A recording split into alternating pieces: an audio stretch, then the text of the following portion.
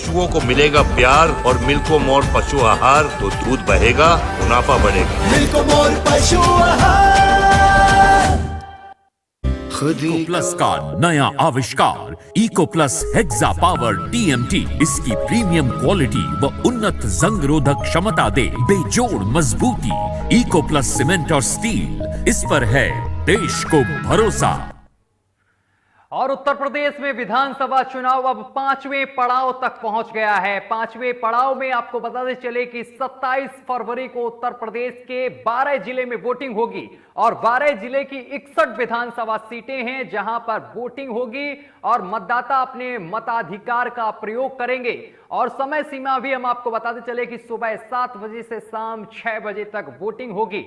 लेकिन प्रचार आपको बताते चले कि शुक्रवार को प्रचार थम गया और शुक्रवार के दिन बड़े स्टार प्रचारक सभी जिलों में पहुंचे और जनसभा को संबोधित किया और प्रत्याशियों के पक्ष में वोट की जनता से अपील की। कई तरीके के आरोप और प्रत्यारोप का खेल भी देखने को मिला।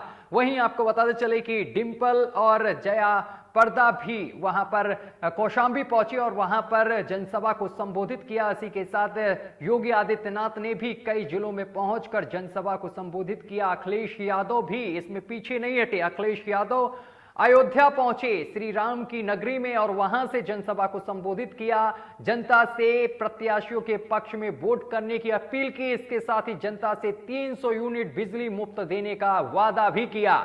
इसी के साथ आपको बताते चले कि प्रतापगढ़ की तस्वीर भी हम आपको समझा दें। प्रतापगढ़ में भी कई पार्टियां पहुंची और जनसभाएं की और जनता से वोट की अपील की। लेकिन प्रतापगढ़ की कुंडा विधानसभा सीट पर राजा भैया का दबदबा लगातार कायम रहा है और एक बार फिर राजा भैया इसी विधानसभा सीट से खड़े हैं।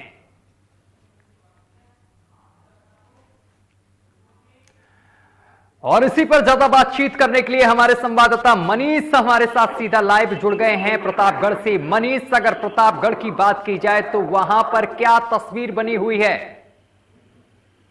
जी, आपको बता दें कि कल शाम 6 बजे के बाद पूरे प्रतापगढ़ में चुनाव जो है थम गया, चुनाव प्रचार। और उसके बाद जो है सभी लोग जो है अपनी अपनी पार्टियों को जिताने हराने के लिए जो है पूरी तरीके से जो है अपना जो आजमाइश कर रहे हैं। तो कहीं वही प्रतापगढ़ की बात की जाए कुंडा विधानसभा की, तो वहां से रघुराज प्रताप सिंह और राजा भैया चुनाव लड़ रहे हैं। जब और उनके सामने है सपा प्रत्याशी गुलशन यादव जो उनको कड़ी टक्कर दे रहे हैं। हालांकि राजा भैया का गढ़ माना जाता है। और उसके बगल की बात की जाए तो बाबागंज विधानसभा है जहाँ से विनोद सरोज जो है मौजूदा समय से विधायक भी हैं। अब उनके सामने जो है भाजपा और सपा ने भी अपने प्रत्याशी खड़ा किए हैं। और उसके बगल की बात की जाए तो रामपुर खास विधानसभा है। रामपुर खास के आराधना मिश्रा और मोना जो कांग्रेस के दिग्गज नेता प्रमोद तिवारी की बेटी मानी जाती है, उनके सामने नागेश प्रताप सिंह और छोटे सरकार जो है चुनाव लड़ रहे हैं। और पिछली बार नागेश प्रताप सिंह जो है 65,000 वोट पाए थे और मोना मिश्रा जो है लगभग 10,000 वोटों से वहां से विजयी रही हैं। तो प्रतापगढ़ में हालांकि दिग्गजों की साख तो दांव पर है। आपको बता दें कि पट्टी विधानसभा में राजेंद्र प्रताप सिंह और मोती सिंह जो कि कैबिनेट मंत्री भी प्रदेश सरकार में है, उनकी भी स्थिति काफी अच्छी नहीं मानी जा रही। पिछले बार भी वो जो है मात्र 1,000 वोटों से प्रतापगढ़ में चुनाव जीत पाए थे। इस बार प्रतापगढ़ की अगर कुंडा विधानसभा सीट की बात करें तो राजा भैया का जो गढ़ कहा जाता है कुंडा, क्या यहाँ पर समाजवादी पार्टी सेंध लगा पाएगी? जी, आपको बता दें कि समाजवादी पार्टी सेंध लगाने की पूरी कोशिश में है और लगातार जो है राजा भैया को घेरने के समाजवादी पार्टी प्रयास भी कर रही है। हालांकि वहां से भाजपा प्रत्याशी भी खड़े हैं, एक महिला प्रत्याशी है भाजपा से, वो भी जो है चुनाव प्रचार में लगी हुई है। लेकिन राजा भैया के गढ़ को ढहाने के लिए जो है पूरी कोशिश जो है समाजवादी पार्टी ने की। अखिलेश यादव की जनसभा भी जो है कुंडा इलाके में हुई, जिसका जवाब कल राजा ने जो है पलटवार करते हुए किया। अखिलेश यादव ने जो है राजा भैया आपने अपनी जनसभा में कहा कि जो है कुंडा के लोग अपनी जो है यहाँ के विधायक के लिए कुंडी लगा देंगे। तो पलटवार करते हुए राजा भैया ने कहा कि किसी माई के लाल ने दूध नहीं पिलाया है कि जो है कुंडा में कोई कुंडी लगा दे। बिल्कुल। और ये वीडियो भी राजा भैया का बड़ी तेजी से मनीष वायरल भी हो रहा है। कल उन्होंने कहा है कि जिस तरीके से कुंडा में कुंडी लगाने की बात सामने कही तो उन्होंने इसी तरीके का कुछ जवाब दिया है कि किसी माइकलाल में दम नहीं कि प्रतापगढ़ में वो कुंडी लगाए, आइए जनसभा करिए और चले जाइए, इस तरीके का बयान सामने निकल कर आया। लेकिन सवाल यहाँ पर बड़ा ये भी है कि वहां पर अखिलेश यादव पहुंचे और अखिलेश यादव ने जनता से कई तरीके तरीके के वादे किए, जनता को लुभाने का पूरा प्रयास किया, जनता से 300 यूनिट बिजली का भी वादा करके गए हैं। क्या लगता है 300 यूनिट जिस तरीके से वादा किया है, क्या कुंडा की जो जनता है उसे लुभा पाएंगे? जी आपको बता दें, प्रतापगढ़ में जो है विकास और इन सभी मुद्दों पर वोट नहीं पड़ रहे। प्रतापगढ़ में जातिगत आधार पर वोट दिए जा रहे हैं। तो कहीं न कहीं सभी पार्टियां अपनी अपनी जात के नेताओं को लेकर के प्रतापगढ़ में आई और जातिगत आधार पर ही प्रतापगढ़ में वोटिंग होने जा रही है। अगर जातिगत आंकड़ों की बात करें तो जो है जातिगत आंकड़े प्रतापगढ़ में ज्यादा हावी दिखाई दे रहे हैं। किसी विधानसभा में किसी भी प्रत्याशी के पास कोई वोट बैंक नहीं है, सभी जाति अपनी जातियों को करने के लिए वोट बैंक का सहारा लिए हुए हैं। इसके साथ ही अगर क्षत्रिय वोट की बात की जाए, ब्राह्मण वोट की बात की जाए, जिसे लुभाने की पूरी कोशिश बहुजन समाजवादी पार्टी की तरफ से की गई, समाजवादी पार्टी की तरफ से की गई, क्या इन वोटरों को लुभा पाएंगी इन दोनों पार्टियां? जी आपको बता दें, वोटरों को लुभाने के लिए समाजवादी पार्टी रही हो, चाहे भाजपा रही हो, चाहे बसपा रही हो, सभी ने अपनी पूरी ताकत झोंकी। अब ये तो आने वाला समय बताएगा कि कौन वोटर किसके पक्ष में गया, क्योंकि 10 तारीख को जब नतीजे आएंगे तभी ये क्लियर हो पाएगा कि कौन प्रतापगढ़ से जीत रहा है। लेकिन सभी विधानसभाओं में कांटे की टक्कर मानी जा रही है और दिग्गजों की साथ प्रतापगढ़ में दांव पर है। इसके साथ ही मनीष, अगर एक चीज को समझा जाए, किसानों का मुद्दा हर बार हर राजनेता उठाता है अपनी जनसभा में, किसानों को लेकर बड़े बड़े वादे किए जाते हैं, लेकिन उत्तर प्रदेश का किसान कहता है वादे तो तमाम किए जाते हैं लेकिन वादों पर सरकार खरा नहीं उतरती है। इस बार अगर समझे तो किसान किस पर भरोसा आजमा रहे हैं?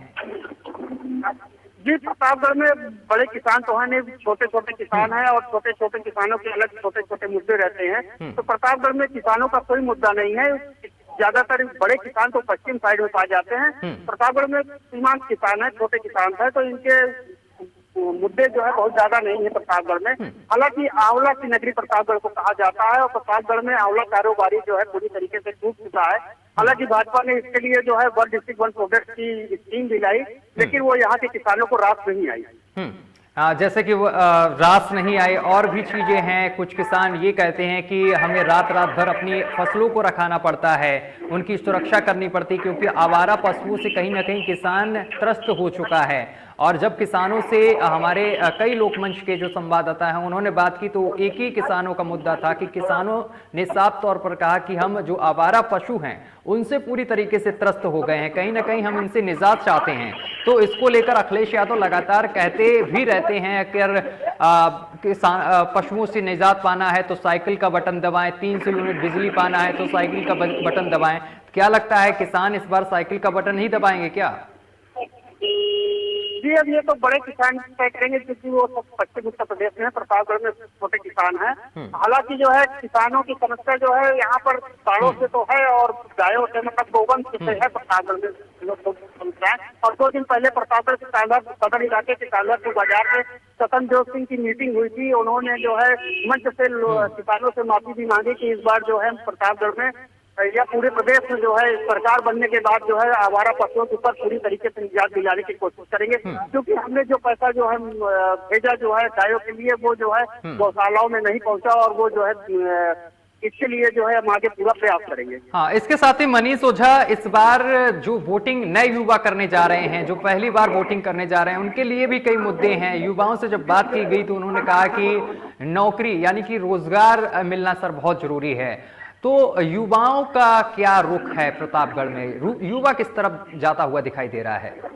जी युवाओं की सबसे बड़ी समस्या है रोजगार, और रोजगार देने का वादा सभी जो है पार्टियां करती है। क्योंकि भाजपा ने पहले ही वादा किया था, लेकिन वो भाजपा अपने जो है वादे पर पूरी तरीके से तैयार नहीं दिखी और लोगों को वादे पे खरा नहीं उतरी। तो कहीं ना कहीं जो है समाजवादी पार्टी जो है युवाओं को जो है अपनी तरफ आकर्षित करने में अभी तक सफल मानी जा रही है। अब ये तो आने वाला समय बताएगा कि कौन पार्टी कितना लोगों को अपनी तरफ मोटिवेट कर पाई। मनीष, एक सवाल और, जो कुंडा विधानसभा है, यहाँ की जो जनता है वो क्या राजा भैया से खुश है?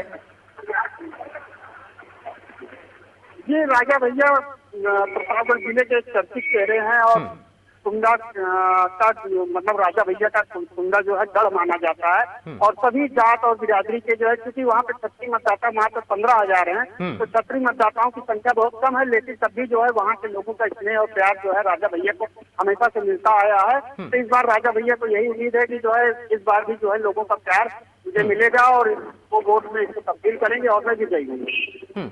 इसके साथ ही अगर कार्यकाल की बात की जाए, विकास की बात की जाए, तो कुंडा में क्या विकास दिखता है क्या? जी, कुंडा के लोगों से बात की गई तो उन्होंने कहा कि हमें विकास से मतलब नहीं, हमें अपने राजा से मतलब है, राजा भैया से मतलब है, और विकास की बात से जो है वहाँ के लोग नहीं जाना चाहते हैं और कोई खुलकर कोई बोलने को तैयार भी नहीं होता है। ऐसा क्यों मनीष कि बोलने के लिए लोग तैयार नहीं होते हैं?